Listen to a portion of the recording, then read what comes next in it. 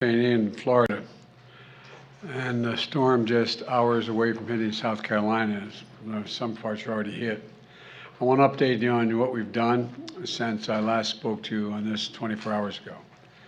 I've directed that every possible action be taken to save lives and get help to survivors, because every single minute counts. It's not just a crisis for Florida. This is an American crisis. We're all in this together, and I've spoken to Governor DeSantis on multiple occasions, as well as this morning, and as well as mayors and county officials, both Republican and Democrat, from the places most affected. And I spoke with Governor McMaster of South Carolina this morning as well. Last night, I received a request for an emergency declaration from Governor McMaster, which I approved right away, just as I did for Florida. This allows for immediate federal funding for the state to shelter people and provide other essential support. By approving it early, ahead of the storm's landfall in South Carolina, we can get supplies in and provide shelter if necessary. My message to the people of South Carolina is simple. Please listen to all the warnings and directions from local officials and follow their instructions. And as you all know, the situation in Florida is far more devastating. We're just beginning to see the scale of that destruction. It's likely to rank among the worst of the nation's and the worst in the nation's history. You have all seen it on television, homes and property wiped out. It's going to take months, years to rebuild. And our hearts go out to all those folks whose lives have been absolutely devastated by this storm. America's heart is literally breaking just watching people watch it on television. I just want the people of Florida to know we see what you're going through, and we're with you. We're going to do everything we can for you. I say to the rest of Americans, just imagine yourself in that situation.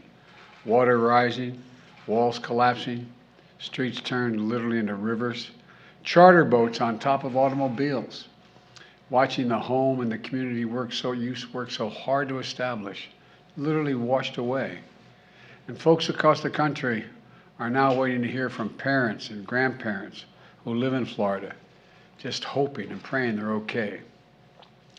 At my direction, we pre-deployed the largest team of search and rescue experts in recent history, because so many of the rescuers need to take place now, need to be there in place now, in the water now. And the United States Coast Guard has been deployed as well. 6 fixed-wing aircraft, 18 rescue boats and crews, 16 rescue helicopters, which were in the air all day yesterday and are added again today. Working with the Defense Department, the National Guard, state and local first responders, they've rescued 117 people on the southwest Florida coast and Fort Myers and Naples so far. Just this morning, I spoke personally with the Lieutenant Commander of the Coast Guard, Christopher Hooper, who is leading the search and rescue operation there.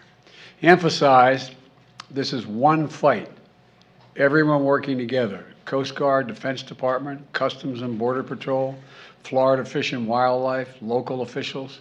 They're doing everything they can to rescue people. He said, Mr. President, we will not rest at night until we know they're safe and sound. He talked about how they rescued a 94-year-old woman who had the courage to be hoisted up onto a helicopter, the wind blowing, and as well as a 1-month-old baby. Not the same time, but a 1-month-old baby as well, and so much in between. He also spoke to aviation survival. I also spoke to aviation survival second class technician, second class, Zach Lesh, who described how difficult the decision is for people to leave everything and come to safety. I told him how proud of him I was and thanked him for all the work he and his coasties are doing to save lives. I'm grateful for the brave women and men, federal, state, and local folks working so hard. They're all working as one team. Hear that from the governor as well as from the federal folks. In the past 24 hours, my administration has approved 4 more counties in Florida for individual disaster assistance, in addition to the 9 counties we had announced yesterday. What that means is the federal government is covering every cost, 100% of the cost, to clear the massive debris left in the wake of the hurricane in these counties. And all needs to be cleared out for communities to begin the hard work of trying to get back on their feet. That declaration also means that we will cover all the extra costs for emergency personnel who are saving lives and providing for public safety. Because phone lines and internet might go out, FEMA is registering people directly to be able to get help. They're setting up disaster recovery centers and shelters all across the state so we can get survivors registered for the help they need as quickly as they can possibly get it. And if you can't get to a center, we're sending out mobile teams into communities to meet people where they are. Getting the power back on is also critical. I want to recognize, and this is, I think, impressive, 44,000 utility workers and restoration personnel from 33 states and the District of Columbia who are working around the clock to help get power back on for millions of Floridians who've lost it. I've ordered more than 400 personnel from the Army Corps of Engineers to Florida with more than 250 generators to enable power supplies for key locations like hospitals and shelters. And last night, my Homeland Security Advisor met with the electric sector leaders to ensure that they're coordinating with owners and operators of the grid so nothing will stand in the way of getting the power back on. Yesterday, I was briefed by the leaders of FEMA, the Coast Guard, the Army Corps of Engineers, and other organizations that are at the tip of the spear right now. I directed them to provide me with information on where housing and health facilities and power and cell service and other critical infrastructure has been most affected so we can prioritize and focus our efforts and expand them where the help is needed the most. In addition to what we're doing for Florida and South Carolina, we remain focused on recovery efforts in Puerto Rico as well. And I will say it as long as we're going to stay with it and stay at it, as long as it takes. I spent a lot of time with people in the aftermath of disasters. I have immense gratitude for the first responders and emergency crews who always show up no matter what. At times like these, Americans come together. They put aside politics. They put aside division, and we come together to help each other. Because we know if it were us who just lost our homes or a loved one, we'd hope people would show up to help us as well. Red Cross volunteers as far away as Oregon and the Dakotas, and utility workers from Minnesota and Nebraska and Vermont have traveled to Florida in the past few days to help do whatever they can. That's America. That's who we are. We're going to keep doing everything we can, and we'll do it as the United States of America. So God bless all of you who are hurting. May God protect the troops and all those brave souls risking their lives and fellow Americans. I want to say one more thing. I want to also speak to Mr. Putin's remarks this morning. You know, America and its allies are not going, let me emphasize, are not going to be intimidated, are not going to be intimidated by Putin and his reckless words and threats. He's not going to scare us, and he doesn't or intimidate us. Putin's actions are a sign he's struggling.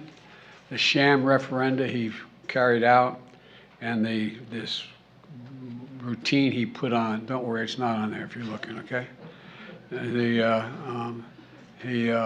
sham routine that he put on this morning that's showing the unity and, you know, as people holding hands together. Well, the United States is never going to recognize this.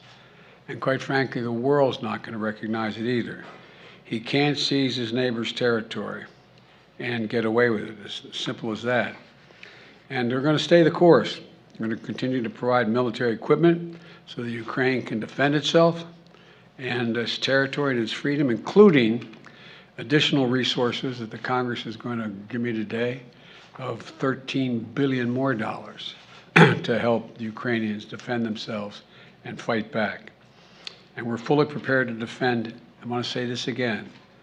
America is fully prepared with our NATO allies to defend every single inch of NATO territory.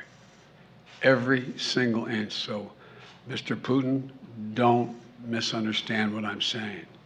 Every inch. And I've been in close touch with our allies. We're announcing new sanctions today as well, that including new authorities to sanction anyone who provides political or economic support to Russia's fraudulent territorial claims.